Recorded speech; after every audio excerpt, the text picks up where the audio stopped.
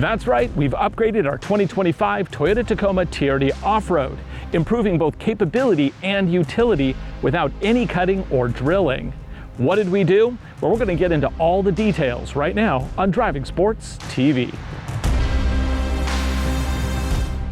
This episode of Driving Sports TV is brought to you by Onyx Off-Road. Click the link below to save 20% off your new membership using the code DSTV.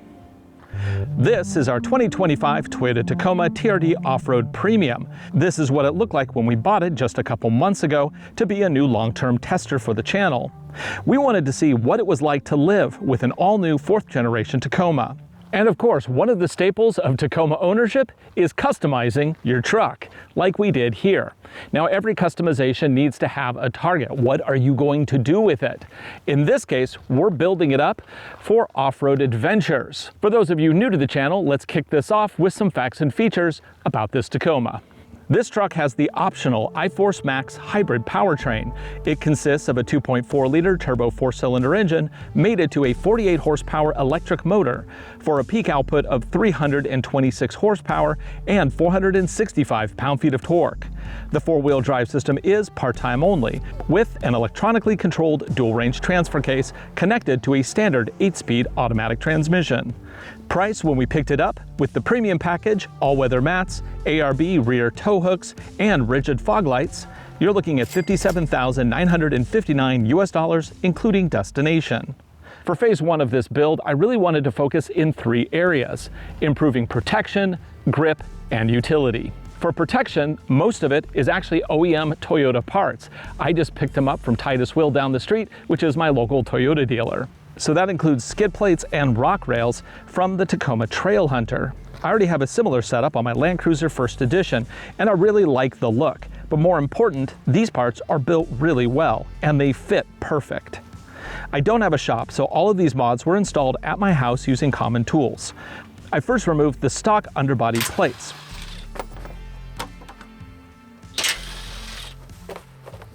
Compared to the Trail Hunter plates, as you can see here, it's no contest. The Trail Hunter protection is built from high tensile steel. The composite covers, yeah, they're basically plastic. To install the new skid plate, Toyota made it really easy. Just hook the plate onto 2 of the existing factory bolt locations and hang it in place. Attach the rest of the bolts with the exception of the 2 in the back. The transfer case plate then slips and hooks into a pair of holes under the front plate for complete coverage. Add the 13mm bolts which came in the package and you're all good to go. Torque all bolts to 27 pound-feet. If you have a new generation Tacoma, but not the hybrid, you have just the standard turbo, you can still fit the Trail Hunter plates. You just have to get from a third party a front frame rail piece, which does come standard on this truck, but is not on the turbo versions. I still plan to add the rear diff guard, which is also from the Trail Hunter, but when I ordered it, I ordered the wrong one. I ordered the turbo model, not the turbo hybrid. The turbo hybrid has a bigger rear diff, so it physically will not fit. I have that on order, and you'll see it show up on this truck at some point in the near future. All 3 of these pieces together, that is the front, the mid, and the rear diff protector, run around $1,100, and you can get them from any Toyota dealer. Next up, I added a set of the Toyota rock rails. Installation was easy enough without any help. Like the skid plates, Toyota designs them so you can hang one side and swing it into position. It's really just as easy as matching the bolts to the pre-existing holes. These sliders not only add essential protection, I think they also complete the look of the truck. These not only protect the underbody from damage, they also keep the sides of the doors from taking impacts as well. Toyota does sell these individually, so if one takes damage, they're fairly affordable to replace at less than $400 each. As an added benefit, they can double as a jack point for a high-lift jack. Just make sure that you jack in the middle, not on the ends. When we were doing initial testing with this truck, one thing that really bugged me was how the exhaust system in the back kept hitting against rocks, both here and at our mountain test course. It was kind of ridiculous. So I found a solution.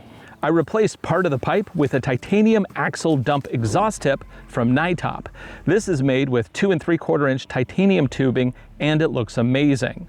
Price is around $250. The only tool needed is a 14mm wrench, though I did use power tools. Step 1 is simply remove the existing exhaust just before the rear axle. To do this, remove 2 bolts on the back portion of the exhaust, then remove it from the hangers. At this point, it should move freely, but getting the pipe past the rear axle can be an issue. To make it easier, lower the spare tire. This will give you all the necessary clearance to pull out the stock exhaust. After that, return the spare to its original position. Now it's time to install the dump pipe. Try not to touch the pipe as fingerprints will burn in when it gets hot. For this install, remove the exhaust ring as it is not needed. Snug onto the hanger and reattach the original bolts. That's it. You now have a massive piece of exhaust left over. If you are on a budget, you don't have to buy a titanium dump pipe. You could just cut the pipe right here and it basically does the same thing. But you got to admit, this pipe looks a lot better than a Sawzall job. Now let's talk about wheels and tires, because I know you were looking at them. From Toyota, the TRD Off-Road Hybrid comes standard with Falken Wildpeak AT3WA tires. In my opinion, these tires are insufficient for pretty much any trail. They are a special OEM version of the Wildpeak with minimal tread, and they're also too small. So I went with the new BFG KO3 33-inch E-loads in a 285/70 R17 fitment. They are wrapped around Method MR316 wheels in matte black. These alloys have a 25mm offset and they measure 17 by 8 inches. I was also able to fit a matching spare underneath. This wheel and tire setup with 5 wheels and tires runs around $3,000, and a big shout out to BFG. They actually sent me the tires for evaluation, but I had to buy the wheels. Bigger tires also means a little extra poke out the sides. Now I don't want to rip up my paint from rocks, so I did add a set of ARC mid-mud flaps. These bolted right onto the existing holes with no drilling or cutting necessary. All hardware was included. I really like the understated look, and they should provide enough protection. You can get them in multiple colors, even though I just went with black. A set of 4 costs about $130. Next up, let's talk about utility. Several years ago, I actually purchased this Yakima rack for my Ford Maverick. I think that was 2021. And I really liked it. I had it on my Maverick. I also put it on my Ford Ranger Tremor. I never actually bothered to install it onto the Ranger Raptor, but here it is now on the Tacoma. This is a Yakima overhaul bed system with the HD crossbars. I also added the Yakima lock and load rack. Altogether, these pieces, you're looking at about $2,000. Plus, I of course added a high lift jack. I also have traction boards with a temporary mount, and I also added a Pelican case, which is full of camping and recovery gear. Of all the equipment here, the most useful is actually this one right here. Always bring a shovel. 30 bucks, Home Depot. In my original setup of this rack, both in the Maverick and in the Ranger, I had a crossbar going here that I mounted some accessories on, but here, because of the way they mount into the bed rails, I can't get these legs far enough apart. So, no side rail right now. I am working on that, and hopefully there'll be a solution, because they also make a molly panel that can fit in here as well. But again, they're just a little too close together. I need to expand these rails or figure out some other way of mounting. So that's still a work in progress, but yeah, I like it so far. I also have a Pelican BX90R case living up here. It is attached to a Pelican quick release mounting system. That Pelican combo is about $600. But again, we're going with the mantra here of buy once, use forever. So this whole setup, as you see it here, you're looking at $8,500. Now add that to the base price of this truck, and you're within $400 of a new trail hunter. So, which one do you think is more capable as it sits? Although I got to admit, the Trail Hunter looks awesome and will probably also have an elevated resale value because Trail Hunter. With all of this stuff installed, it's time to take the Tacoma on a shakedown run. And for that, we're heading into the Olympic Mountains. Now I know there's going to be a lot of questions about the KO3s, especially the fact that these are really heavy E-loads. I won't be able to answer all of them today, but we are going to look at some initial impressions on these tires. And on the highway, these things actually are not that loud. Now, One thing that is kind of helping the tires seem quiet is the fact that the rack actually is producing a lot of wind noise. We have a lot of accessories that are just kind of hanging out there, especially that Pelican case, and they are hanging out pretty high above the cab. So we are getting just a lot of sound up there. And because of that, I don't hear the tires at all. As for vibrations and stuff, yeah, totally non-issue. Now, in terms of economy, can't really answer that yet, but I will say on the drive out here, which is mostly 40, 45 miles per hour on a level surface because we're right along the Hood Canal here, I was getting between 19 and 20 miles to the gallon, which is kind of what I would expect. I will estimate off the top of my head that you're going to lose 1 to 2 mpgs going with these extra heavy E-load tires. Of course, KO3s will also be later this year available in this size in a non-E-load, but at the time of filming, this is what they had in the size. Plus, I also like E-loads. I like driving thousands of miles across the US into the middle of nowhere, and the last thing I want to worry about is puncturing a tire. With the E-loads, because you get those extra layers, they're just an extra thick, extra durable tire, and that kind of, honestly, I'm happy to pay the MPG penalty to have more peace of mind in those environments. Of course, I do have a fully matched spare mounted under the bed, so we have that as a backup if we need it. Oh, and also in that cargo carrier on top, I also have a repair kit. So our destination is a route called Jefferson Ridge Road. I am using Onyx Off-Road to navigate today, and this is an excellent piece of software. Make sure to use the code DSTV to save 20% off your membership. We use it for all of our navigation and planning on this show, and it is a fantastic addition to everybody's toolkit. End of ad. Now, we could just go directly on a dirt road over to Jefferson Ridge Road, but I think we're going to go the scenic way through the mountains. We're going to take the Nettleton Forest Road. This will be fun. And already we are on gravel. The suspension on this Tacoma is, of course, a Bilsteins with piggyback reservoirs. It is designed for conditions just like this, i.e. washboard. And it's doing fine, as you would expect. Come on, let's go. Because we are on a gravel road, I can go ahead and switch into 4 high. I don't have to stop to go from 2 high to 4 high. I only have to stop and put it in neutral if I'm going to go into 4 low, which we definitely don't need yet. So what that does is it locks the transfer case into position, which gives us basically a 50-50 split for torque between the front axles and the rear axles.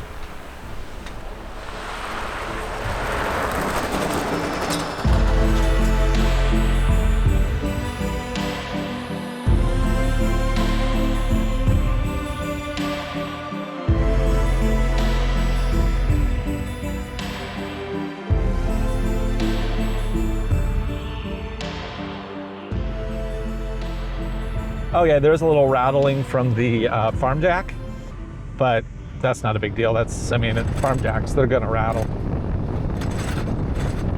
And I don't hear it at all when the window's closed. So far, so good. We are coming up to Jefferson Ridge Road here, which is gonna make things a little bit more complicated and a little bit more fun. Now for maps here, I am using Onyx Off-Road. You can see both satellite view as well as the routes mapped out there. It's a very cool setup. And I did download the maps in advance, so I'm running all of this offline. As you can tell, I have no bars. Wow, it's been a while since I've been out here, but these roads have definitely gotten rather potholed. Now, according to the map here, we're gonna have a left pretty soon, which is gonna take us up onto the ridge. I think the last video that I actually filmed on this ridge road, it was either a Chevy Silverado or it was a Lexus LX600 from a couple years ago. So we'll see how this road is held up. One thing I do not have in my kit today is a chainsaw, but it is midsummer. There's been no wind. Highly unlikely we're going to have any tree falls. Fingers crossed. So I have not aired down these tires. They're running at around 41, 42 PSI, simply because this is a very short adventure. I don't really see a reason to air them down quite yet. But if the conditions get gnarly unexpectedly, well, we always have that opportunity. Okay, and here is the Ridge Road. And now we're on the ridge. Hopefully there's not too much overgrowth here. Didn't even think about that. Now the real killer on this road are the drainage ditches. They're very deep.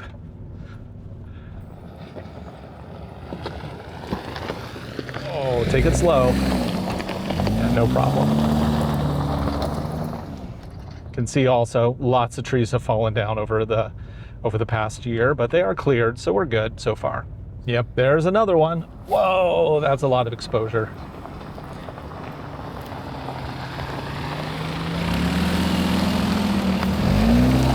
Oh man, it's because the trees are so tight in, it's kind of hard to like see that it's a sheer drop on our left here, a very far sheer drop. You know, it's kind of funny, these trenches I think have actually gotten nicer. They're not as rough as they used to be. I guess they've been worn down over time. Oh man, because of all the growth on the right, I have to kind of squeeze to the left. Oh boy, that's cool.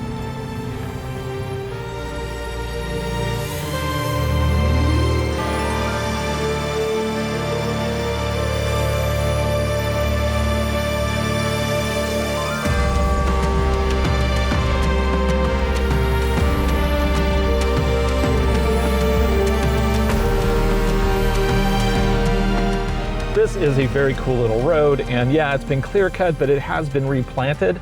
So in about 30 years, this will be ready to harvest yet again. Forestry is a big business here in Washington State, and of course, you know, if you clear cut everything and don't replant it, well, you kind of run out of harvest. So it's in everybody's best interest that these locations get harvested properly and replanted properly. You'll also note that they leave several tall trees so that eagles can nest, and birds and other kinds. So a Jefferson Ridge Road doesn't go anywhere in particular, but there is a really nice view up at the top, and hopefully that campsite is available for us to check out. Now we do have these big ditches have come back. Be really careful going over them. Nice and slow.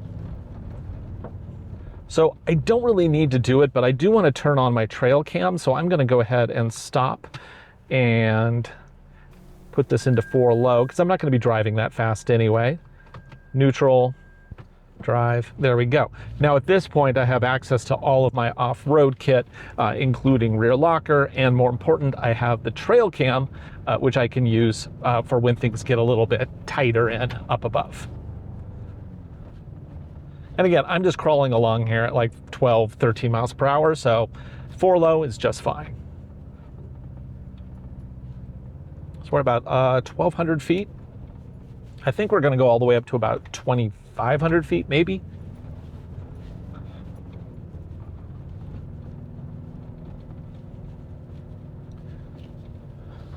Obviously, my MPGs have plummeted at this point. I'm down to 12, 13 MPGs, something around there. Now, obviously, this truck has really good articulation, so no worries getting through these deep ditches. Now, I did not option the anti-sway bar disconnect option. It's a $1,200 feature, $1,300 feature on these. I just figured it wasn't that important because it doesn't make a huge amount of difference. It definitely improves comfort, but I don't think capability is really going to be like leveled up if I have that feature. So I chose not to pick up a truck that had that. So we are heading over to the forest area over there, so it's not going to be all clear cut like this the whole time. I don't know what mountain that is. Let's look on X here. Got to go a little further. That's Mount Stone. Now, obviously, the amount of equipment that I am packing for this trip is way overkill, but keep in mind, this is just a shakedown run. And as part of a shakedown, I should probably check that out here, everything is as accessible as I want it to be. So let's stop on this next corner here and check it out. Okay, so I got to get to the jack. It's on the other side here. Come on over. Let's take a look at how it's mounted. So we got the jack here, but the problem is that the Yakima mounts, they actually bolt it in. So I have to get my tools. My tools are over in my case. Let's do that. Okay, so let's get to my case. That's a little high. So I gotta climb up. Thankfully, it's not raining.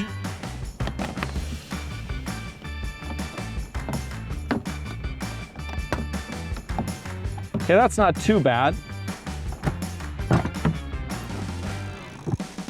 Ah, wrench. Now, obviously, it's not ideal to require a wrench to get your jack off. Although, once you get started, it's not too bad.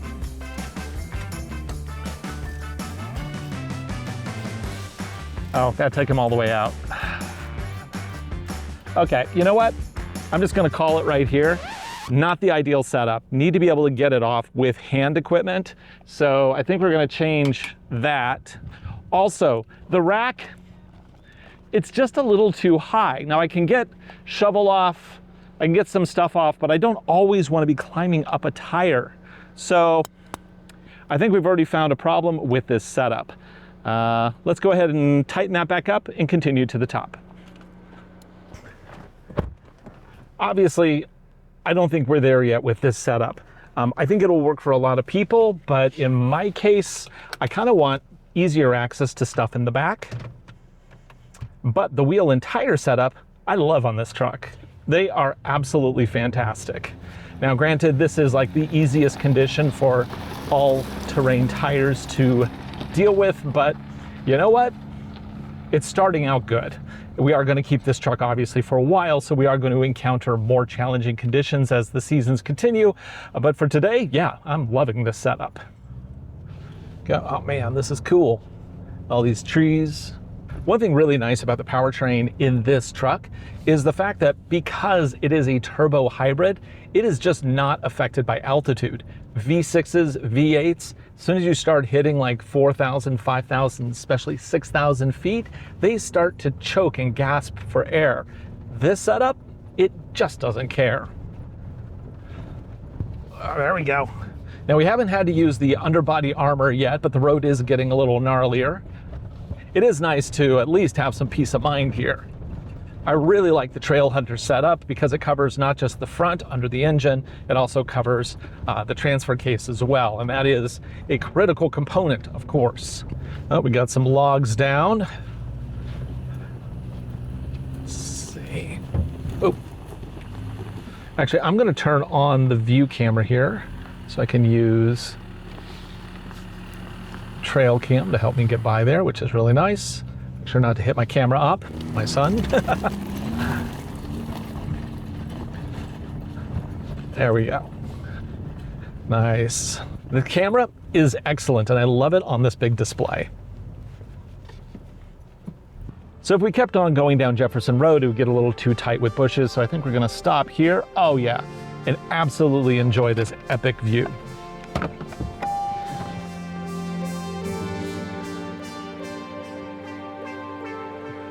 Not bad.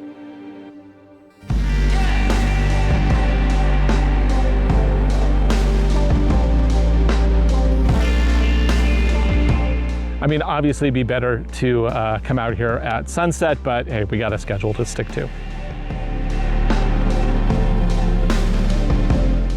So let's talk about the setup we have now on our Tacoma.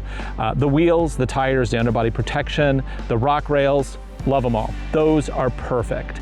Now the bed rack, that's something that I already had. I bought it for the Maverick, which then went over to my Ranger. I never put it on my Raptor, but it did end up here.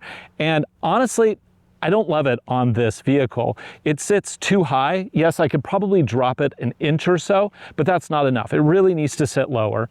Also, I'm having trouble getting those side braces to mount properly because of the way that it mounts into the rails. Now I could cheat it on the rails and kind of have it hang out on one side, but that's not ideal. I want a proper setup that I know is going to be solid in all conditions. So I think we're going to change that rack out before we do any major adventures. But yeah, thanks for coming along on this little journey that we did today. I hope you enjoyed all of the changes that we made to our Tacoma because that is part of the Tacoma owner experience. Of course, who buys one of the off-road versions of the Tacoma and doesn't modify it? They basically are a blank slate, and I think so far I'm very happy with the direction this truck is going. Now, this is just the beginning for this truck, so be sure to hit subscribe because we have more videos coming that you won't want to miss. For Driving Sports TV, I'm Ryan Douthit. Thanks for watching. We'll see you again right here on the next video.